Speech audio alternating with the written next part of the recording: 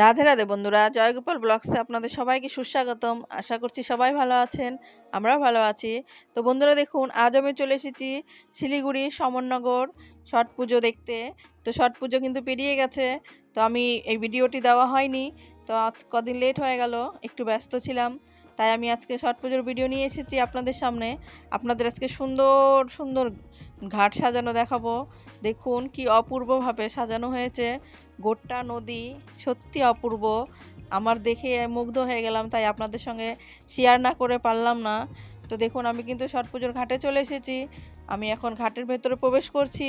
তো আস্তে আস্তে আমি সব প্যান্ডেলগুলো আপনাদের দেখাবো, পুজো দেখাবো।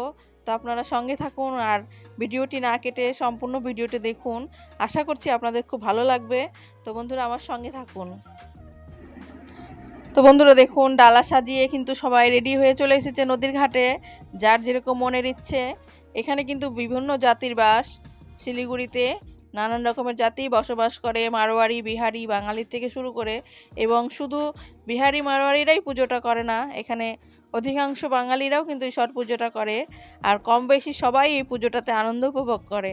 যেমন দুর্গাপূজা হয়, দুর্গাপূজার মতনই কিন্তু এখানে এই ছট পূজাটাও খুব ধুমধাম সহকারে হয়। তো দেখুন, সবাই কিন্তু আনন্দ করছে, সবাই আনন্দে মত্ত। তো আপনারাও সঙ্গে থাকুন আর ভিডিওটি দেখতে থাকুন। আশা করছি আপনাদের খুব ভালো লাগবে।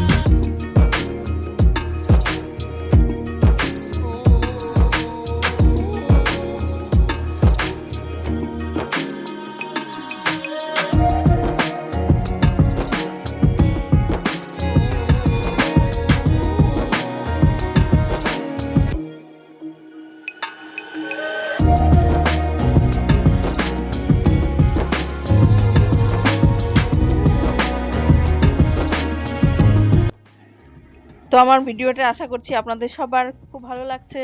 তো যদি আপনাদের ভালো লাগে তাহলে অবশ্যই কমেন্ট করে জানাবেন, আর আমার ভিডিওটির সঙ্গে থাকবেন, আর লাইক করবেন, কমেন্ট করবেন, আর চ্যানেলটিকে সাবস্ক্রাইব করে অবশ্যই সঙ্গে থাকুন এইরকম নতুন নতুন ভিডিও পেতে।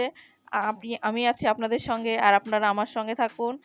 তো ভিডিওটি দেখার জন্য আপনাদের সকলকে অসংখ্য ধন্যবাদ।